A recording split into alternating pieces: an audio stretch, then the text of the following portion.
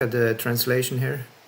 The way of presentation of the Vedic sounds is so bewildering that it directs the intelligence of the people to meaningless things like the heavenly kingdoms.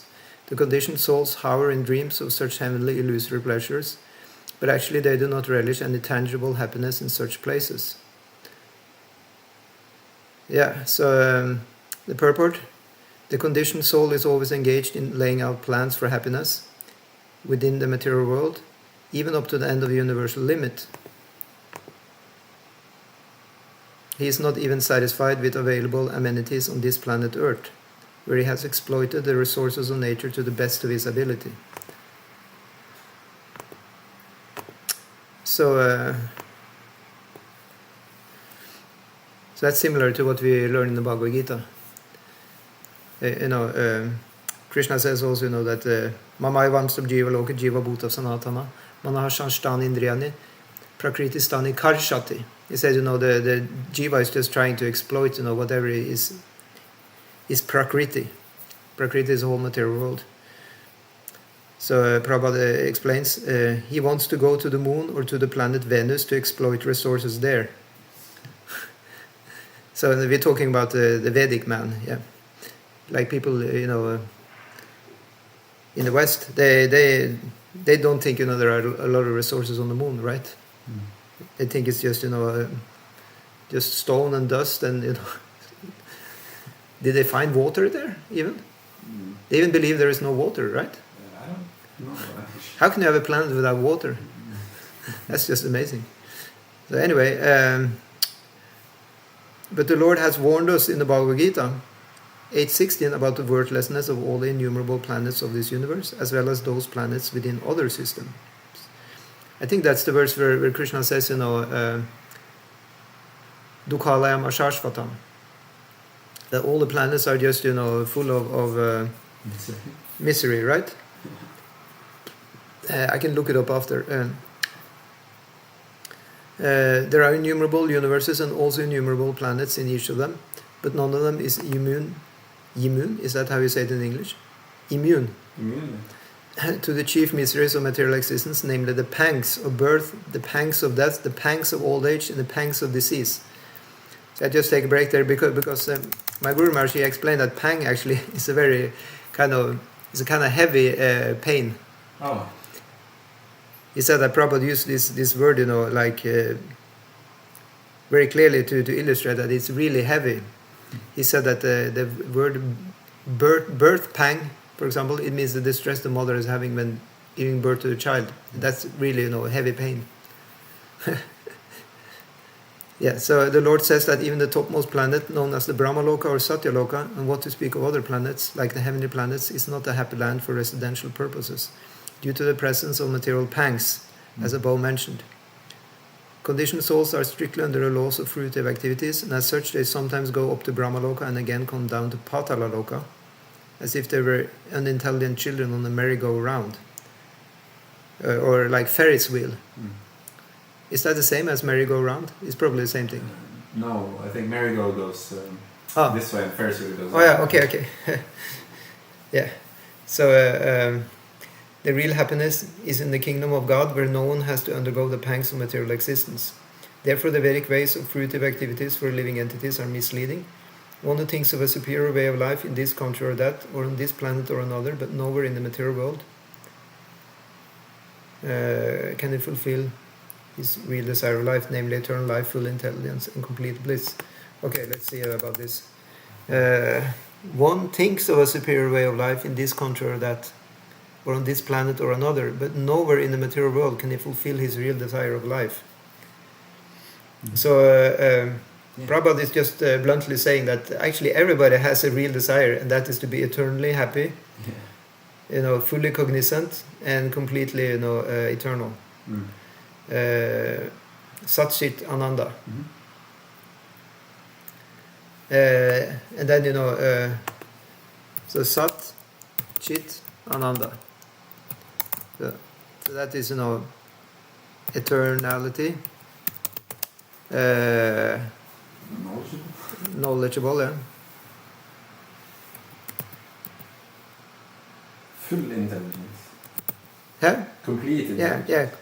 Okay, so Fully knowledge. yeah, so let's say just a complete eternality, knowledge, and bliss. Yeah, and then this material world, that is Asat, Achit, and Nir Ananda. Yeah. So exactly the opposite. Indirectly, Srila Shukadeva Goswami affirms that Maharaj Parikshit in the last stage of life should not desire to transfer himself to the so-called heavenly planets, but should prepare himself for going back home, back to Godhead. None of the material planets, nor the amenities available there for living conditions, is everlasting. Therefore one must have a factual reluctance to enjoy such temporary happiness as they afford. Prabhupada mentioned that all the planets have been kind of dismissed in the Bhagavad Gita. Did you say that? Yeah. 8.16. Let's look that up. Mm-hmm. So 8.16 is the from the highest planet. Yeah, Abrahma Bhuvalaloka. Punaravartina Arjuna Mamu Peta Tukantya. Punarjamana Vidyate. Yeah. So you can just insert this verse here. There we have it. Oh, that was a big chunk. Yeah. So that's 8.16. So from the highest planet in the material world down to the lowest, all are places of misery wherein repeated birth and death take place. But one who attains to my abode, O son of Kunti, never takes birth again. Yeah, and Prabhupada says here that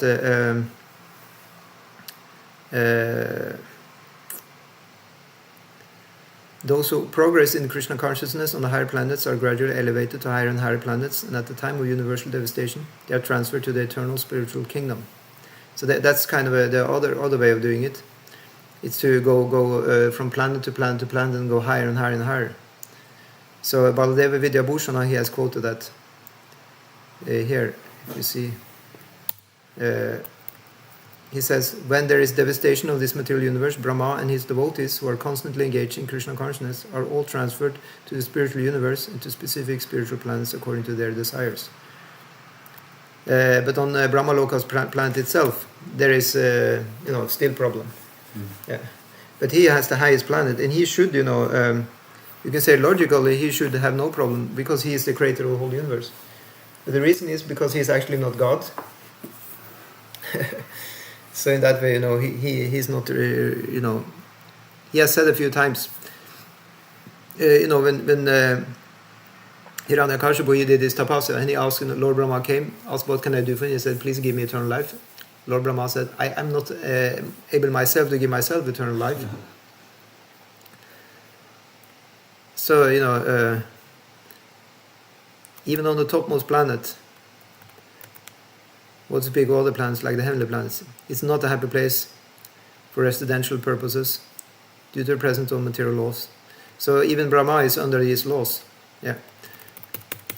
And then we have text 3 in our second chapter, second canto. Atakavir namasu yavad artha syad apramato vyavasaya buddhi siddhenya tarte nayate tatra parishramam tatra samikshamanaha. For this reason, the enlightened person should endeavor only for the minimum necessities of life while in the world of names. He should be intelligently fixed and never endeavor for unwanted things, being competent to perceive practically that all such endeavors are merely hard labor for nothing. So pretty heavy, statement. Parishrama, it's like, it means Shrama means, that one is just exhausted. Parishrama between completely exhausted. Pari means like kind of circle, something like that. Complete, yeah. So you have, this verse also, it says, Shrama eva kevalam. You just get exhaustion. If you don't, whatever you do, if you don't get taste for Krishna or for spiritual life, then it's just hard work and not much more. Yeah. Of course, from the material point of view, we can think we are getting something out of it. We are getting our skills refined. We're getting So that's okay, but from the point of the absolute necessity, which are on the minds of the great, devotees, so they won't go to find any value actually in nothing else but pure Krishna bhakti. Yeah. So it is inconceivable for a normal person to understand that really. But we can understand it from their perspective. If somebody has gotten some contact with Krishna and they know what's actually in store for them to have a relationship with Krishna, then of course everything else seems bleak in comparison. It's like, can we give a good example? Let's say if you're the king is saying you will be the next king, and you have a queen is waiting in the kingdom, and the whole kingdom is like a kind of a utopian land. Everything is nice nature, green and perfect. Then why you like to stay in a busy city with pollution like that, and get the day job if you can just go to the kingdom and enjoy like anything? Yeah. Of course, it may sound like just propaganda. Yeah. What do you think? No, I'm trying to think of an example. I'm sure there is a good example for exactly the same thing. Yeah, probably a better example also. So then Prabhupada says in the purport, the Bhagavad Dharma or the cult of Srimad Bhagavatam. So Prabhupada sometimes uses the word cult. And it is the proper use of the word, because it is really like, I guess cult, it means you are a group of people who concentrate on one thing and kind of exclude other things. Yes, and it's like there's something that make them distinct. Yeah, I think the exclusion is an important part. Yeah. And it's true, sometimes Prabhupada also say the cult of Chaitanya Mahaprabhu. Because how did Chaitanya Mahaprabhu started preaching? He was in the house of Srivas, and he just had the other people who were interested in chanting, having kirtan, and they just locked the door. And they had the kirtan there for 3 days, and they didn't allow outsiders to enter. Actually, that's the proper definition of the cult, right? Okay. You're just doing your own thing with another group of people, and nobody else knows what's going on. Yeah, like cultivating. Yeah. So it's really cultivating. That one needs to focus and just exclude other things that may just take the attention away. Yeah. So that way, devotees can seem unsavory, for others, because they're just, rejecting everything else. But you can't please everybody, right? It's just how life is. Well, eventually, maybe. Like, take the gross example that, some people are in the cult of building up the body physically. Yeah. So they're going to the gym, and they're just, doing that, and it's like a whole cult around that also. Like other people, they don't understand what are these people into, and they become huge, bodily wise. Yeah. They build huge muscles, and nobody understands how they're able to do that. In the same way, devotees, they build, spiritual muscles, you can say, by going to the temple, going to sanghas, and nobody else understands what are these people into. But you can say that it should be in a higher guna what the devotees are doing, a higher mode of nature. Yeah. So Prabhupada is now smashing, the whole material concept here. He says the whole universe, or for that matter, all material existence, is moving on as jagat simply for planning business to make one's position very comfortable or secure. Although everyone sees that this existence is neither comfortable nor secure, and can never become comfortable or secure at any stage of development. Yeah. Is it true? Yes. It's kind of chasing what do you call it? Is it an expression? Chasing is something unreal. A mirage. Yeah? Yes. Running after a mirage. So Prabhupada actually he says something similar. He says those who are captivated by the illusory advancement of material civilization, following in the way of phantasmagoria, are certainly madmen. So what is phantasmagoria? Is that the same as following a mirage? I'll look it up. I heard the word many times, but I never looked it up. Phantasm. It means like from fantasy. Surely. Probably.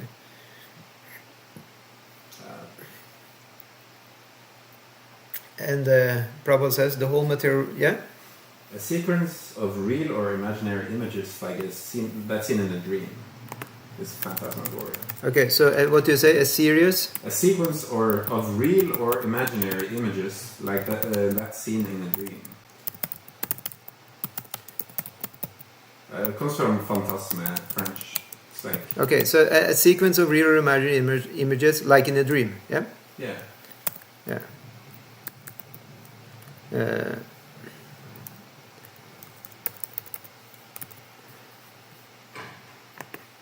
Yeah. So in that way, So like constantly changing. yeah. So in that way, the material world has been explained. Mm. Yeah. Like called material world is called Maya. Yeah. So what is Maya? It is the illusory energy. So in that way, it's pretty similar to phantasmagoria. But it's based on the spiritual energy. Yeah. Yeah. Just so maybe I'm sort of wondering why are we attracted to illusory energy? Yeah. Why we're attracted? Why we? Maybe it's so bewildering that the bewilders even the heart. Yeah. So one of the explanations is because the illusion is, we can give a few clues. Because because the illusion is all we got, you can say. That's one thing. If you don't have the spiritual life, then all you are left with is the illusion. Certainly, there's always some fragment of happiness or that's being chased. Yeah, we are definitely having happiness by that. Beyond the illusory, it's like it's rooted in something, right? Yeah, but it's called Maya Sukha. It's like it's because of fruitive. You can say one thing. It means I do something,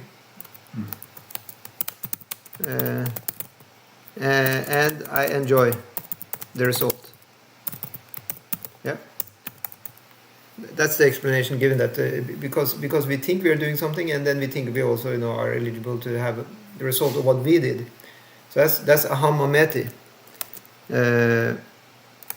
Aham mama iti. It's me and mine. Yeah.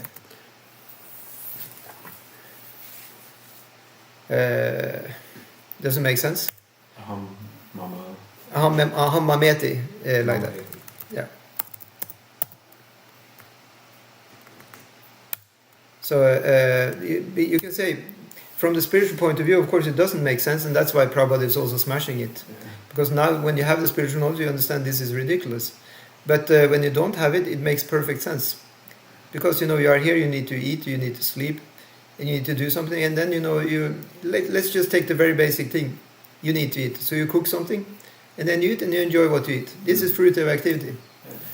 But because the senses you are enjoying, because the senses are made for enjoying, and then the illusion is complete. Task has been completed. Yeah, but the whole experience is in the mind, which is not us. Yeah, well, that's also a good question. Oh, I thought that was like a Mayavadi theory. Actually, that's the Mayavadi theory. Yeah. It says, what's that thing again? It's something that because you are the seer, then you have the world. The world is only going on in our own mind. That's the Mayavadi theory. One of them. Yeah. So then we are individuals. As in Mayavadi. Yeah. But actually, they I think they start with that one, and that's Vyavaharika reality. Yeah, this is the thing about Mayavadi. It doesn't make sense at the end of the day. They say that this is the working consciousness which you use now to make the concept, and later on we're going to throw that away. When we finally one sweet day come to Brahman. Yeah.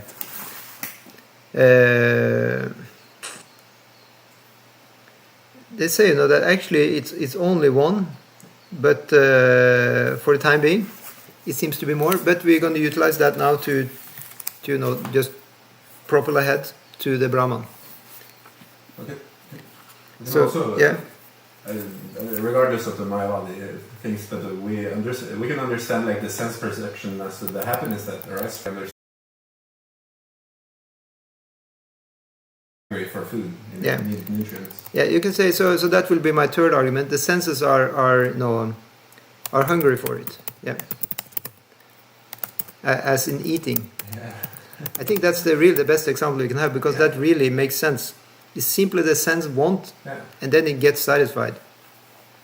So in that way we are attracted. Yeah. Well, one. But if you go to the senses like physical, grossly physical, at least this thing that the tongue wants to taste something, this is very real. Yeah. But it's the same thing with all the senses. The eye really wants to enjoy, form. Yeah. The ear really wants to enjoy sound. The sense of touch really wants to enjoy, touch sensation. And the nose also wants to, smell nice things. Yeah. And Prabhupada goes on to say, the whole material creation is a jugglery of names only. In fact, it is nothing but a bewildering creation of matter like earth, water, and fire. The buildings, furniture, cars, bungalows, mills, factories, industries, peace, war, or even the highest perfection of material science, namely atomic energy and electronics, are all simply bewildering names of material elements with their concomitant reactions of the three modes. But now, since the devotees of the Lord knows them perfectly well, he is not interested in creating unwanted things for a situation which is not at all reality, but simply names of no more significance than the babble of sea waves. Yeah, like that. Yeah, I think we can go back to the original verse, because I had a few more like the previous verse, where the way of presentation of Vedic sounds is so bewildering that it directs the intelligence of the people to meaningless things. So it's now actually the critic here is on the Vedic sounds. Yes. But for us to if we were dealing with the four Vedas, we would be considering ourselves extremely elevated. Yeah. But actually, back in the day, those who were devotees, they even didn't think that was very elevated. Yeah. Because if you have bhakti, then you're not interested in going to Svarga by all these nice rituals. Yeah. Because basically the four Vedas, they're all about karma kanda, going to heavenly planets. And one is getting a little bit of Agyata Sukriti there, because or Sukriti from Bhakti, because Vishnu is also there, and he's included as a recipient of the sacrifices. But the whole aim is very often just to go to the higher planets. So in that way, Bhagavatam has a job to smash these things, because Bhagavatam is to establish only Shuddha Bhakti, pure Bhakti, not Mishra Bhakti, mixed Bhakti. Yeah. So that is called Panta, the way. Mahajana Yena Gatasa Panta. So that's one of the verses talking about this higher way. Let's see if I find this verse here. Yeah, it's from Chaitanya Charitamrita. It's quoted there. It's originating from somewhere else. But I can take that in the beginning here, paste it in. Yeah. Tarko pratishta shrutayo vibhinna nasa vrishiryassamatam nabhinnam dharmasya tattvam nitam guhayam mahajano yena gatasa panta. So Chaitanya Mahaprabhu says, dry arguments are inconclusive. A great personality whose opinion does not differ from others is not considered a great sage. So in other words, you have so many opinions, and simply by studying the Vedas, which are variegated, one cannot come to the right path by which religious principles are understood. So how can you know what is the truth? The solid truth of religious principles is hidden in the heart of an unadulterated, self-realized person. Consequently, as the Shastras confirm, one should accept whatever progressive path the Mahajanas advocate. So in that way, one has to find somebody who's very, very situated in the higher truth, rather than you can say the lower truth, even if the lower truth would be Vedic even. But really, I understood you have to become a Mahajana yourself. Yeah, but you are becoming that by training from another Mahajana. Yes, exactly. Because another place probably explaining that a Mahajana is made from another Mahajana. Yeah. So then you have two paths, Avaroha Panta and which we tried to figure out what meant, yeah.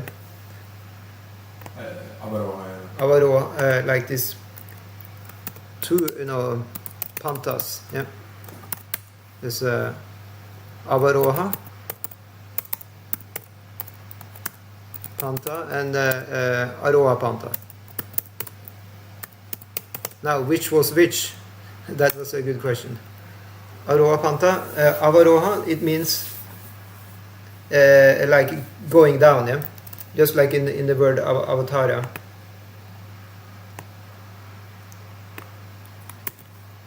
Yeah. Can it also be going up? That was the problem. That some definitions, it could also mean the opposite.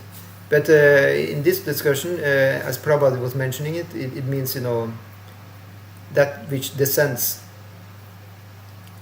Because ava means crossing down, like in the word avatar.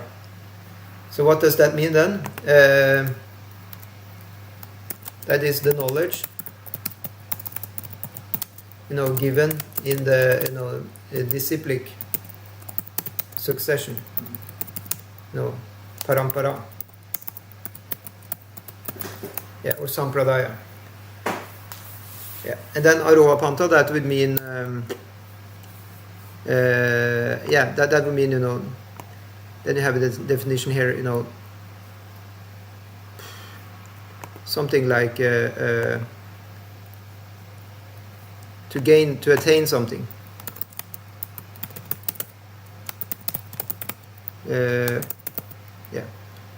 Speculative enterprise, etc. Yeah. So that would be aroha. Yeah. Is that understood? Empiric, yeah. Yeah. So one is given from above, and one is just arriving by research and hard work. Yeah. So in that way, the Vedas then or you can say spiritual knowledge.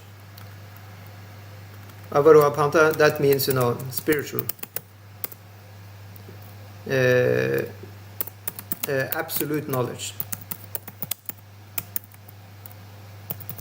And aroha panta would then be material, right? You can say material and temporary knowledge. Or what is another name for temporary? Relative knowledge. Yeah, instead of absolute, relative. Yeah, does it make sense? Yes, but they're not synonyms. Huh? Maybe in this sense they are synonyms. I guess absolute and relative. Yes. So relative means that it's dependent on the. Yeah, it's dependent on other things. Yeah. So that in that way, it's changing. You have they had the theories, many hundred years ago about something, and then, like for example, in the health department, I was shocked, to hear what they believed like 200 years ago. It's like they had this thing about bloodletting or something. Yes. That you should just bleed a lot, and then somehow or other you get rid of the disease. Yeah. That sounds like incredible. Yeah. And it didn't really work, but they believed it, right? All the top doctors. Some people survived the treatment, I guess, so they're like, yeah, fantastic. Yeah. But I guess at that time they also believed in entities or ghosts or something that kind of were giving you the disease, or I don't know. Maybe, yeah. They had some kind of thing. They had also this thing that they should heat up the patient. They closed all the windows, right? And they packed the patient in a lot of clothes. Maybe. Something like that. Yeah. And then you have another word in our discussion today. It was in the other word it was this tarka, yeah? Where did that appear? Yeah, that was here, yeah. Tarko pratishta shrutayo vibhinna. That was the verse I was referring to. Yeah, from Chaitanya Charitamrita. So this tarka is also interesting. Here it's called dry argument. So you have something called Tarka Shastra. So I'll take a look at that here. Let's see. Tarka. Because that's the discussion about, when one raises a point, then another person will criticize it, and then you have a debate. Yeah. So that's called, Purva Paksha and Apara Paksha. Like that. Purva Paksha means, a point, and then the other one is disagreement. Yeah.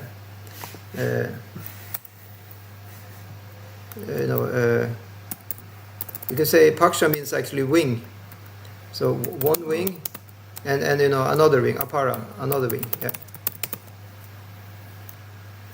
Or Purva means previous. So previous wing, and another wing. So you have a previous statement, and then you have another statement, going against that. And then you have a discussion.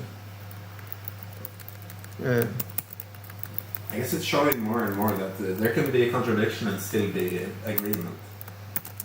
Especially, I guess, in the spiritual things that are so subtle. There can be like seeming contradictions, but actually there's not disagreement.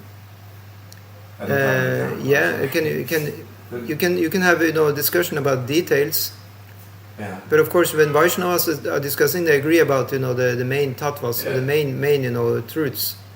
That Krishna is God, the Jiva is eternal soul.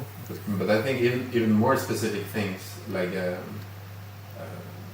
I guess that there doesn't necessarily have to be a contradiction, even though there's disagreement. Maybe it's just an error in definition and misunderstanding and all these kind of things that happen in Kali Yuga. Yeah, you can say. Otherwise, it's just speculation, It's like, no, building should be 4 stories. No, it should be 3 stories. So I guess you can make arguments. Yeah. You can have, a logical discussion, or it could be. Yeah, but still, logic cannot comprehend everything. No, that's the problem also. Yeah. That's why I have the other verse which says, actually this verse also said that, Tarko Pratishta Shrutayo Vibhina. It says, you can't actually understand by logic. Because it can only actually, there is another statement that actually the higher spiritual truths can also only be understood in the heart of a self-realized person. Yes. It's beyond logic. You get Paramatma to be good also. Yeah. To receive the knowledge, I guess, you need to accept it in the heart. Yeah, so in the discussion, in Tarka, then one point is raised, and another one criticizes that point. Yeah. So as we said, it doesn't necessarily mean to be like a heavy discussion. It can just be a kind of, but it raises a doubt, So that's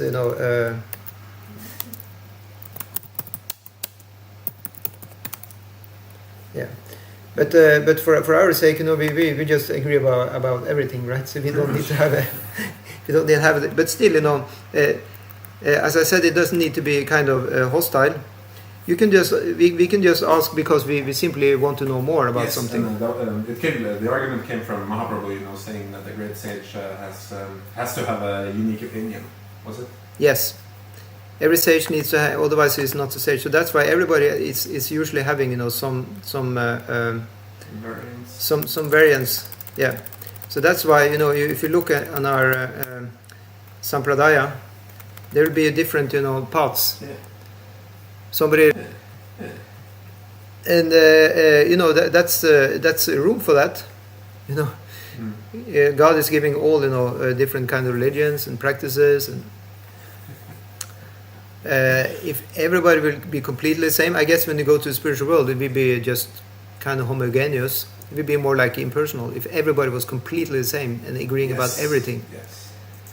There will be something like what the impersonalists talk about, Brahman, homogeneous Brahman. Yeah. You wouldn't actually need different people, because everybody will just agree. Then everybody is one in every kind of respect. But there must be a layer where that is true. Like there must be a certain extent of agreement. But yes. Still, they can agree to disagree, I guess. Agree to disagree. That's a good one, yeah. I think one agree about the very core truths. Yes. That there is one who is higher than us. We are subordinate. Or maybe they are just so accepting that we disagree on everything, but that's fine. You can do that. But then you have the material world, Yeah. But in the spiritual world, you have to agree about the spiritual truths, I guess, to get there. Maybe. Otherwise, if you don't agree, how can you be welcome there? I don't know. Like maybe if you build a vessel of understanding completely differently, like you build it upside down or something, but it still functions in a similar fashion, I guess. Yeah, maybe you have to find another, planetary system for that concept. Yeah. I guess if you're able to reach the ultimate conclusion somehow, even if you're like you do all the things upside down or whatever. I don't know. I've just had memories of something similar, exploring something similar. Yeah. But it can still be true that they completely disagree. You cannot even understand the person, but you agree with them in the heart or something. Okay. Well, what is that concept called? I have no idea. I'm not because it's like just acceptance. Really. Well, if you can take, the battlefield of the Kurukshetra. So Arjuna, he was fighting against, some of his masters were on the other side. Yeah. So it said that after the Bhagavad Gita, Arjuna is actually ready to fight, but before he starts fighting, actually it's not him, but I think it's Yudhishthira Maharaj. He comes forward and he bows down, to Dronacharya, and he asks him, "Can you please bless us so that we can win over you in the fight?" Yeah. And Dronacharya says, "Thank you for doing that, and if you wouldn't have done that, you wouldn't have won the war." So he said, "I give you the blessing, because you have such humility, because he was the teacher of not only Arjuna but of Yudhishthira and all the other Pandavas." Yeah. So she shows this etiquette, and he shows that actually they don't have any hard feelings. They just fight the war just as a matter of duty. So in that way you may say, you can have a heavy discussion, but inside, both are okay. Yes. I think you can have something similar, like some kind of battles, like where both parties, they actually respect each other. I mean, this is a bad example, but no, it's a good example. Like, these boomboxing battles, they're boomboxing, this thing? Yeah, rap battle. And they are dissing each other, it's part of that when they have a battle. Yeah. But in the end, they actually hug each other, or, they actually like each other. They're friends. Yeah. So in that way, it's mock fight. That's what it's called. Fight. Yeah. So in that way, it said, that Krishna's fight, Krishna's fight with the demons. Yeah. Hiranyakashipu. And Hiranyaksha. Yeah. First, Krishna is definitely in that way because it's his part and parcel. It's it's his son and everything. Yeah. But for Krishna, it's just a play. But I would think it would be the other way around also. That he's enjoying also very much to have the interaction with the Supreme Personality. Yeah, they had the desire. It's explained that they had the desire. The demonic brothers, the two brothers. Yeah. They had a desire. So they are the two brothers actually. They are originally the two brothers, Jaya and Vijaya, right? You know that doorkeepers of Vaikuntha. Oh, okay. Oh yeah. I heard. Yeah. They had a desire to fight Vishnu. Yeah. Oh, really? Yeah. So Vishnu, arranged for the whole pastime of them getting cursed. Exactly. It's a huge story. Yeah. Very interesting. By Kumaras. Yeah, by 4 Kumaras. Yeah.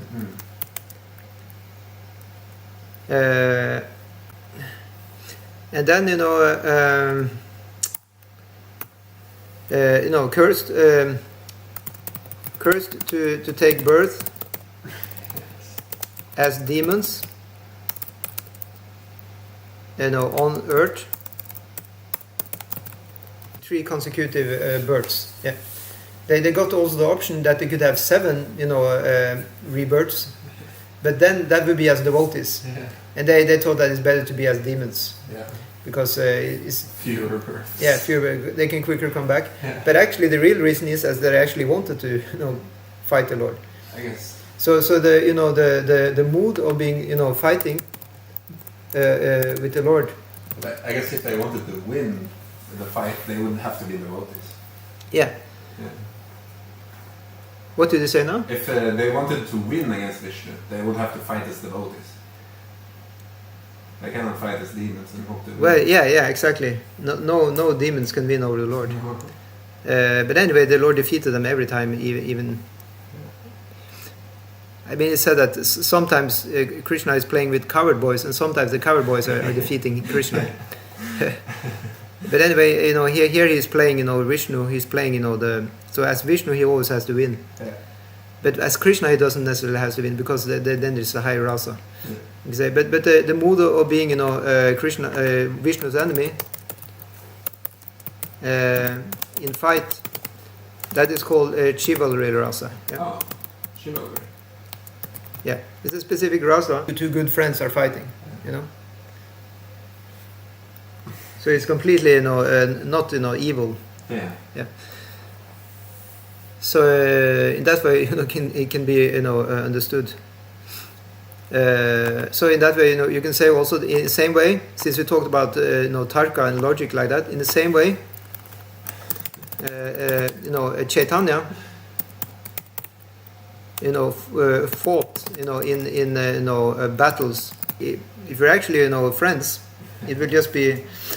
And you have the prime example also, Advaita Acharya. He was the famous Acharya, a great scholar, who called, Chaitanya Mahaprabhu to come. He was sitting by the Ganga, offering tulsi leaves, also the Yamuna, praying, "No, please come." And then Chaitanya Mahaprabhu, he has his whole past, and then Advaita Acharya is elder than Chaitanya Mahaprabhu. So in that way, Chaitanya Mahaprabhu actually bowed down to him. He treated him as his superior and all this. And Advaita Acharya doesn't like this. He likes to be subordinate, because he has, he knows who Chaitanya Mahaprabhu is, and he has great love, and so he arranged that Chaitanya Mahaprabhu will be angry on him. So then one day, he gave a class, or he starts giving classes. Actually, we just preach, impersonalist philosophy, that everything is Brahman. Brahman is the highest. He starts preaching like that, and Chaitanya Mahaprabhu comes to hear that this is going on, and he just storms to the class. Advaita Acharya is sitting there giving the class, like go for the oneness. Bhakti is okay. Bhakti will bring you to the oneness. You will become Brahman by doing bhakti. He's just turning the whole thing upside down. Really? And he says, what are you preaching? Chaitanya Mahaprabhu is really disturbed and disappointed. What is this, Mayavadi, preaching? And he starts beating Advaita Acharya with his hands. Oh. From he's sitting on the Vyasa, and he just drag him down and start beating. And Advaita Acharya is in bliss. He just enjoys so much, Finally, the relationship which I wanted to be, subordinate, is finally established. And actually, Chaitanya Mahaprabhu's mother, she has to jump on Chaitanya and say, "Stop! He's a Brahmana. You cannot beat the Brahmana." He said in scripture, if Brahmana should never be physically, punished. If a Brahmana is, doing the wrong things, he can be expelled from the kingdom or village. He can be just put outside. But you can never actually punish physically. But he's actually beating, So he says, you're going to get so bad karma, Stop this, And Chaitanya Mahaprabhu stop, And then Advaita Acharya is so happy. He said, yes. And then Chaitanya Mahaprabhu understand he was just doing this to fool him, And Chaitanya Mahaprabhu says to Advaita Acharya, "You fooled me." But then after that, then he accepts that Advaita Acharya is bowing down to him, treating him as a higher personality. Yeah. So funny. Yeah, it's very funny, So, so the Lord, he likes, to have, more intimate dealings with his devotees. It's very clear. And that's definitely, more exciting than just merge with Brahman. Yeah. So I think we'll stop there. Srila Prabhupada Ki